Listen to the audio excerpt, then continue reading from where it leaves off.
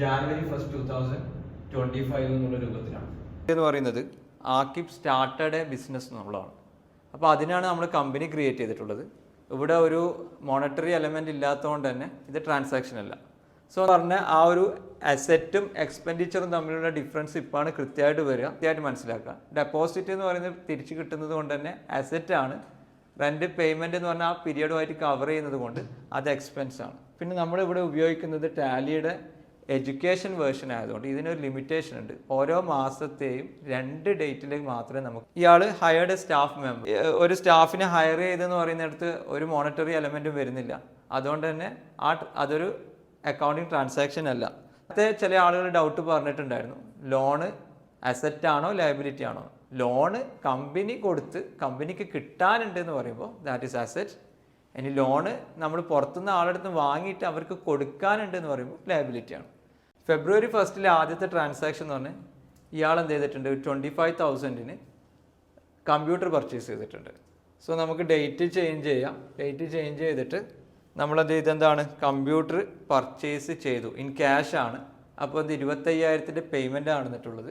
So payment വൗച്ചറിൽ നമ്മൾ entry ഇട്ടു. Cash കുറയുന്നതായിട്ട് നിങ്ങൾക്ക് കാണാൻ പറ്റും.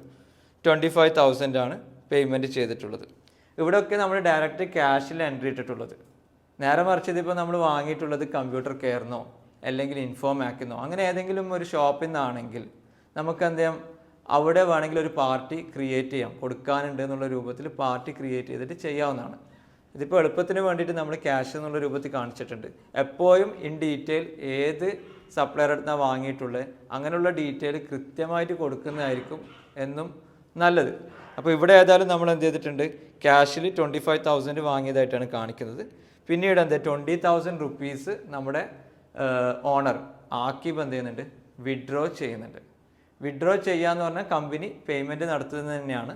അപ്പോൾ ഒരു 20,000 പേയ്മെൻറ്റ് നിങ്ങൾക്ക് എന്ത് ചെയ്യാൻ പറ്റും, ആക്കിബിൻ്റെ ഡ്രോയിങ്സ് അക്കൗണ്ട് ക്രിയേറ്റ് ചെയ്തിട്ട് അതിലൂടെ പേയ്മെൻറ്റ് ചെയ്യാൻ പറ്റും. അപ്പോൾ ഈ ഡ്രോയിങ്സ് അക്കൗണ്ട് അല്ലെങ്കിൽ ക്യാപിറ്റൽ അക്കൗണ്ട്, കറണ്ട് അക്കൗണ്ട് എപ്പോഴും നമ്മുടെ ക്യാപിറ്റൽ അക്കൗണ്ടിനെ ഇങ്ങനെ കൃത്യമായിട്ട് ഡിവൈഡ് ചെയ്തിട്ട് തന്നെ അക്കൗണ്ട് ചെയ്യുന്നതായിരിക്കും നല്ലത്. നിങ്ങൾക്കൊരു ക്യാപിറ്റൽ അക്കൗണ്ട് ക്രിയേറ്റ് ചെയ്തിട്ട് വരവും ചെലവും എല്ലാം പ്രോഫിറ്റും ഒക്കെ ആ ലെറ്ററിൽ വേണമെങ്കിൽ ചെയ്യാം. ബട്ട് അത് പിന്നീട് നമുക്ക് എന്ത് ചെയ്യാൻ പറ്റും, പല അനലൈസിസിനും അത് ഉപയോഗപ്പെടില്ല. അപ്പോൾ എപ്പോഴും ഡ്രോയിങ് സെപ്പറേറ്റ് ആയിട്ട് തന്നെ കീപ്പ് ചെയ്യുക. ഫിക്സഡ് ക്യാപിറ്റലും കറണ്ട് ക്യാപിറ്റലും വേണമെങ്കിൽ സെപ്പറേറ്റ് ആയിട്ട് തന്നെ കീപ്പ് ചെയ്യാം. റിട്ടൻഷൻ, പ്രോഫിറ്റ് ആൻഡ് ലോസ് ഇതൊക്കെ സെപ്പറേറ്റ് ആയിട്ട് കീപ്പ് ചെയ്ത് കഴിഞ്ഞാൽ അക്കൗണ്ട്സിൻ്റെ ക്വാളിറ്റി എന്ത് ചെയ്യും, കൂടും. ദെൻ ഇയാൾ എന്ത് ചെയ്യുന്നുണ്ടെന്ന് വെച്ച് കഴിഞ്ഞാൽ 12,000 റുപ്പീസിൻ്റെ ഒരു ഇൻഷുറൻസ് ഷോപ്പ് ഇൻഷുർ ചെയ്യുന്നുണ്ട്. അപ്പോൾ ഫെബ്രുവരി 1 ഇയാൾ ഇൻഷുർ എടുക്കുന്നത്. അങ്ങനെ വരുമ്പോൾ ഫെബ്രുവരിയും മാർച്ചും മാത്രമേ ഈ ഫിനാൻഷ്യൽ ഇയറിൽ വരുള്ളൂ.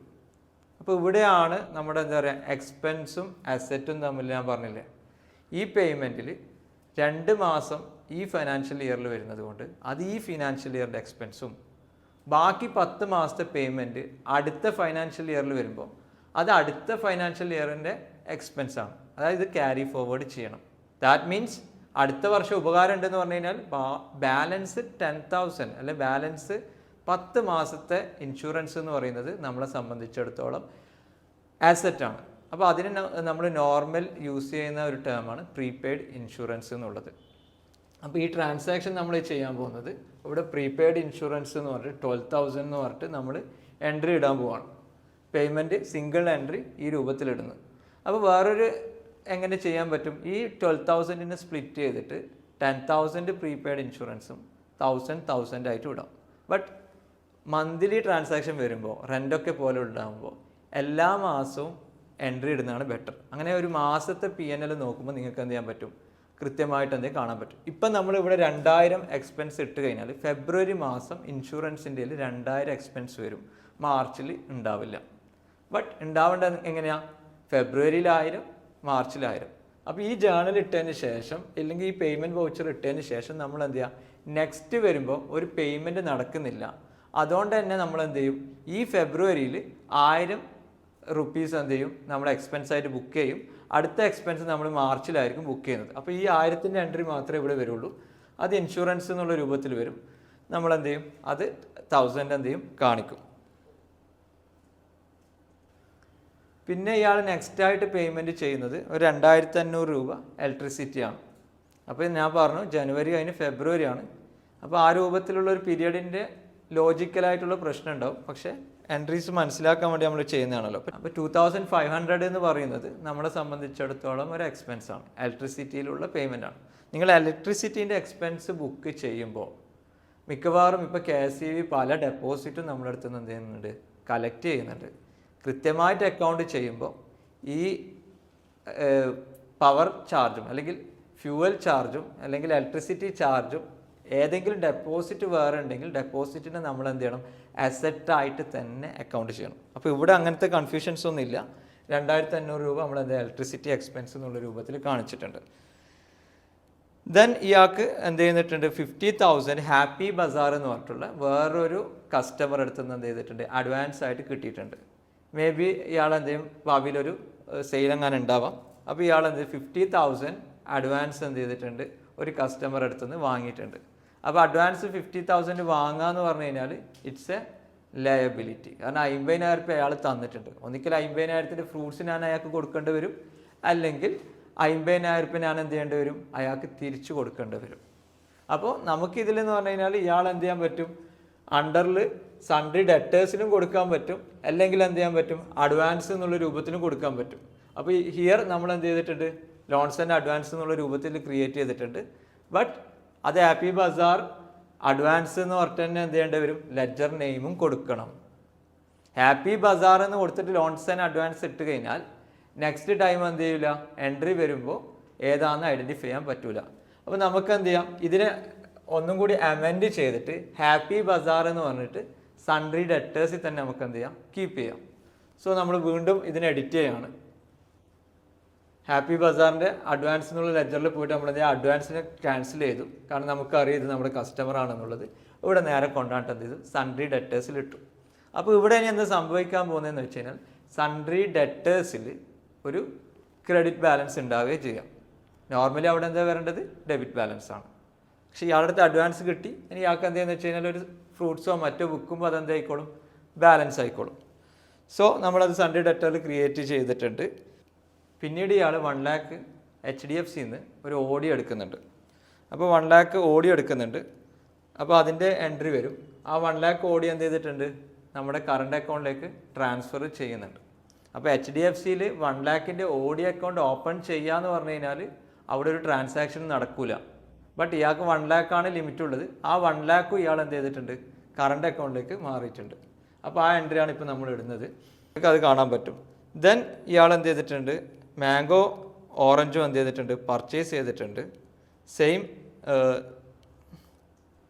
പിന്നീട് ഇയാൾ മാംഗോ പർച്ചേസ് ചെയ്യുന്നത് ഫ്രഷ് ഫ്രൂട്ട്സ് എന്ന് പറയുന്ന പാർട്ടിൻ്റെ അടുത്തു നിന്നാണ്. 40,000 ഈച്ചിനാണ് രണ്ടാളടുത്തു നിന്നും എന്ത് ചെയ്യുന്നത്, ഇയാൾ ഫ്രൂട്ട്സ് പർച്ചേസ് ചെയ്യുന്നത്.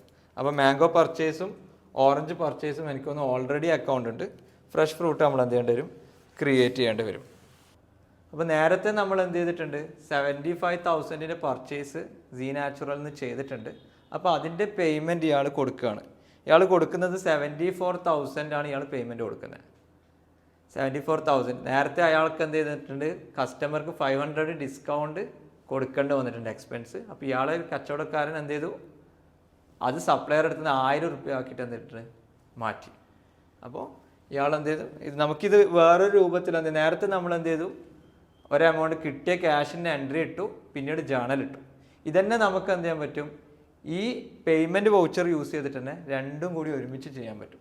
അപ്പോൾ പേയ്മെൻറ്റിൽ എന്ത് ചെയ്യാന്ന് വെച്ച് കഴിഞ്ഞാൽ ഇപ്പോൾ ഇതുവരെ ഉള്ളത് സിംഗിൾ എൻട്രി സിസ്റ്റമാണ് പോയിട്ടുള്ളത്. നമ്മൾ അത് ഡബിൾ എൻട്രിയിലേക്ക് മാറ്റുന്നു. എന്നിട്ട് എന്ത് ചെയ്യുന്നത് വെച്ച് കഴിഞ്ഞാൽ നമ്മളവിടെ പാർട്ടിൻ്റെ പേര് കൊടുക്കും.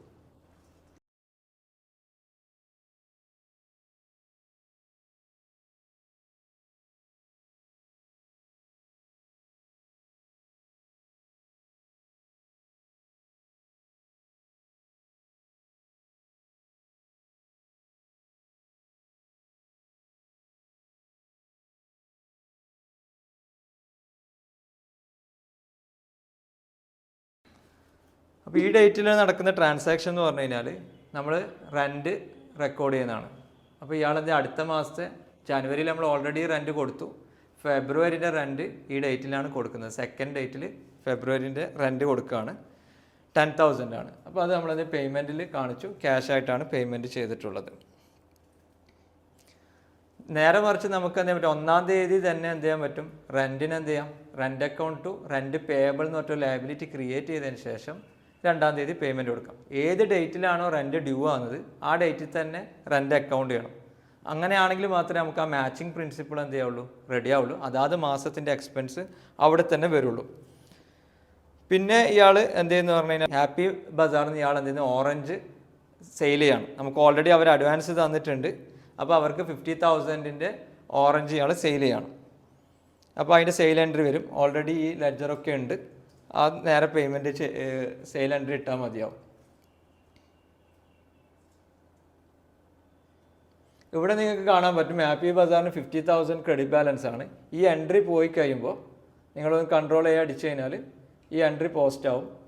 പോസ്റ്റായി ബാക്കോട്ടൊക്കെ നമ്മൾ പേജ് അപ്പ് ചെയ്ത് വരികയാണെങ്കിൽ നിങ്ങൾക്ക് കാണാൻ പറ്റും ഹാപ്പി ബസാറിൻ്റെ ബാലൻസ് അവിടെ എന്തായിട്ടുണ്ട്, 0 ആയിട്ടുണ്ട്. കാരണം എന്താണെന്ന് വെച്ചാൽ ആ സെയിൽ പോസ്റ്റ് ആയതുകൊണ്ട് തന്നെ 0 ആയിട്ടുണ്ട്. നമുക്കിനി അടുത്ത ട്രാൻസാക്ഷനിലേക്ക് പോവാം.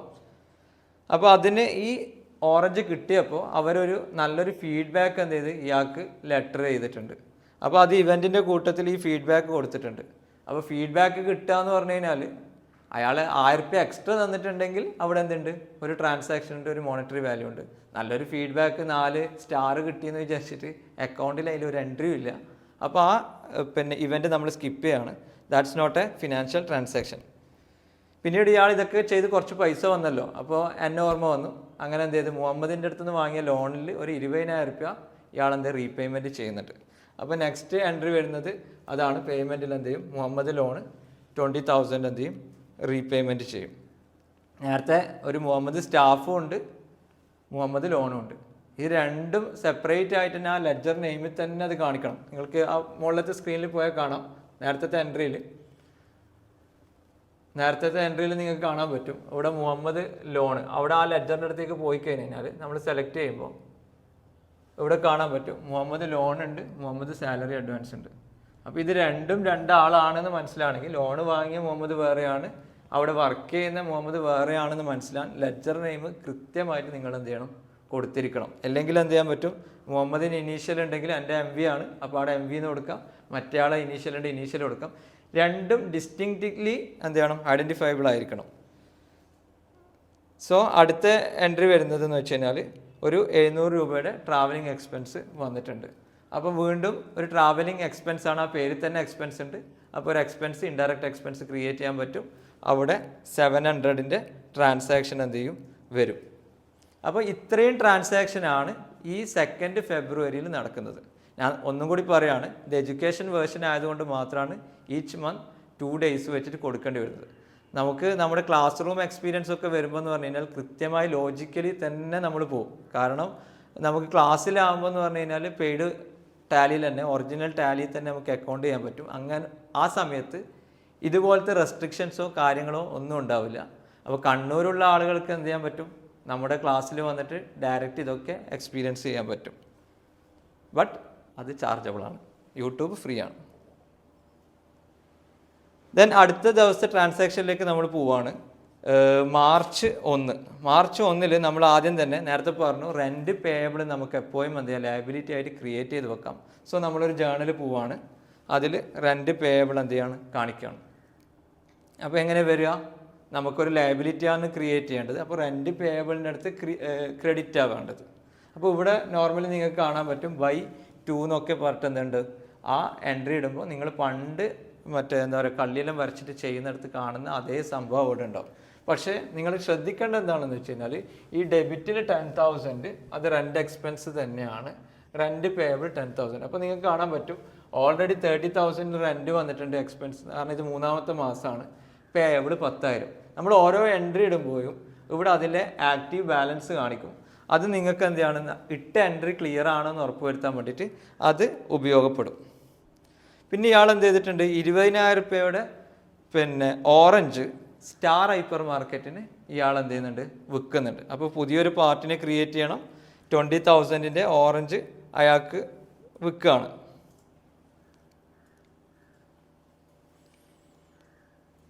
അപ്പോൾ സ്റ്റാർ ഹൈപ്പർ മാർക്കറ്റ് നിങ്ങൾക്ക് സ്ക്രീനിൽ കാണാൻ പറ്റും.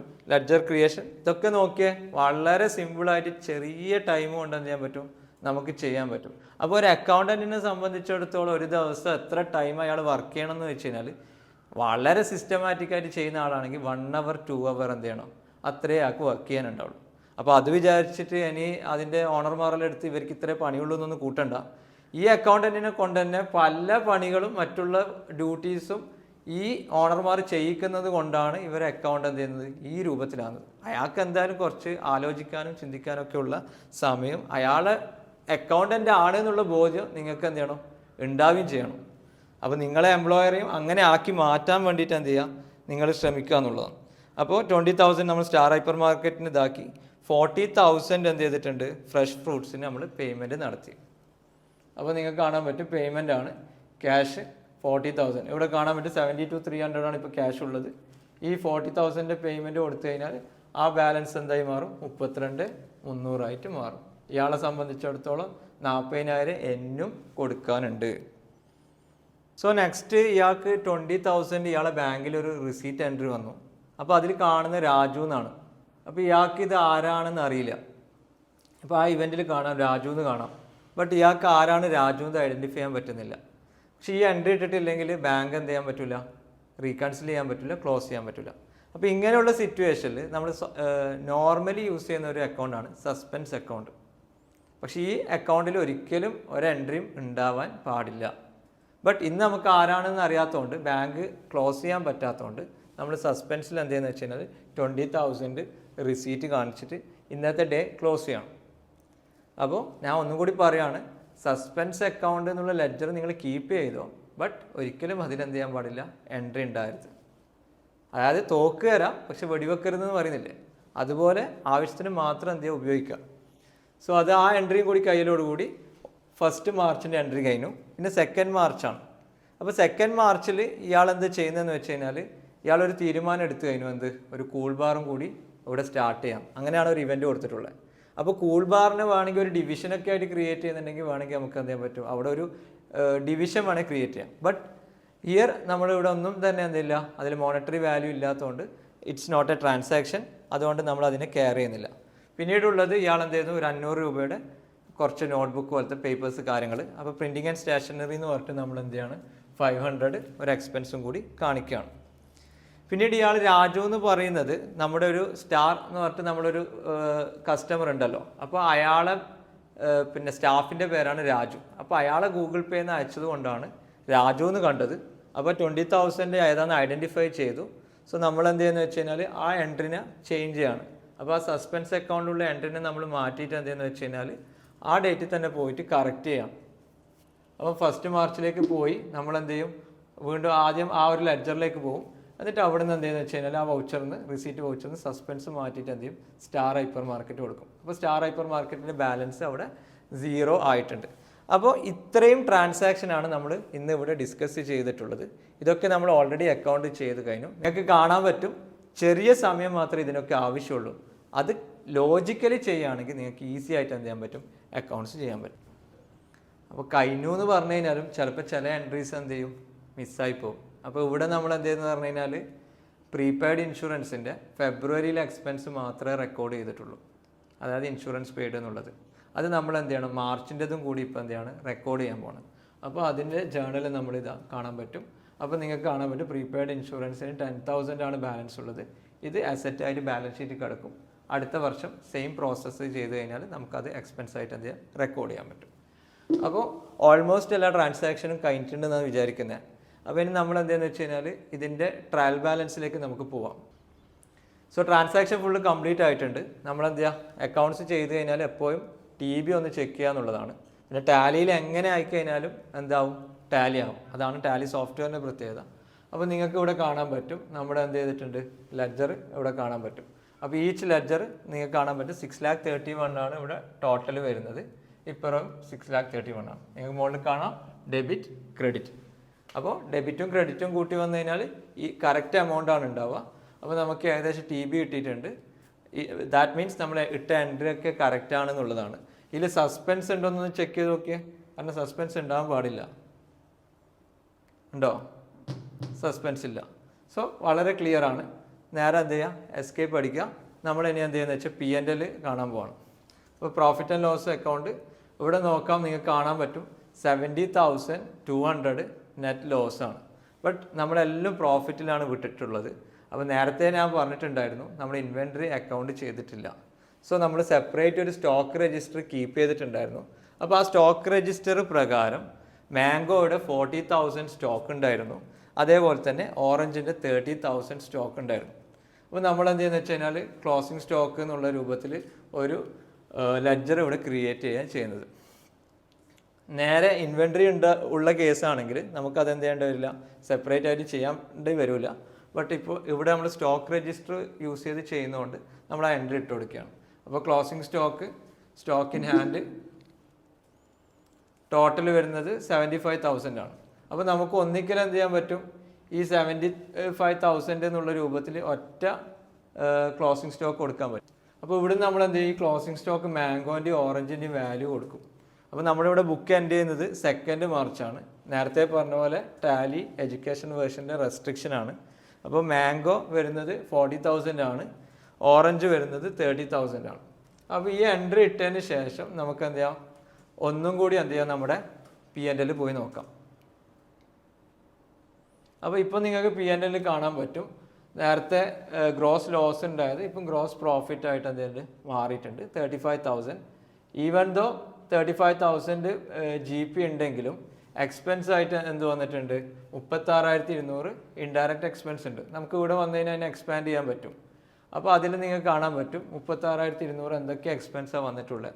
അപ്പോൾ 35,000 ആണ് GP ഉണ്ടായിരുന്നത്, 36,200 ആണ് എക്സ്പെൻസ് വരുന്നത്. അപ്പോൾ 1,200 ലോസാണ് വരേണ്ടത്. ബട്ട് ഇൻഡയറക്റ്റ് ഇൻകായിട്ട് 1000 രൂപ ഡിസ്കൗണ്ട് കിട്ടിയതുകൊണ്ട് നമ്മുടെ ഇവിടെ ഇപ്പോൾ നെറ്റ് ലോസ് എന്ന് പറയുന്നത് 200 ആണ്. അപ്പോൾ പ്രോഫിറ്റ് നമ്മൾ ഇവിടെ കണ്ടു, ഇവിടെ പ്രോഫിറ്റ് ഇല്ല, 200 ലോസ് ആണ് ഇവിടെ വന്നിട്ടുള്ളത്. 200 ലോസ് വരുമ്പോൾ നോർമലി ഞാൻ പറഞ്ഞു പ്രോഫിറ്റ് ആണെങ്കിലും ലോസ് ആണെങ്കിലും അത് ക്യാപിറ്റലിനെയാണ് എഫക്റ്റ് ചെയ്യാൻ പോകുന്നത്.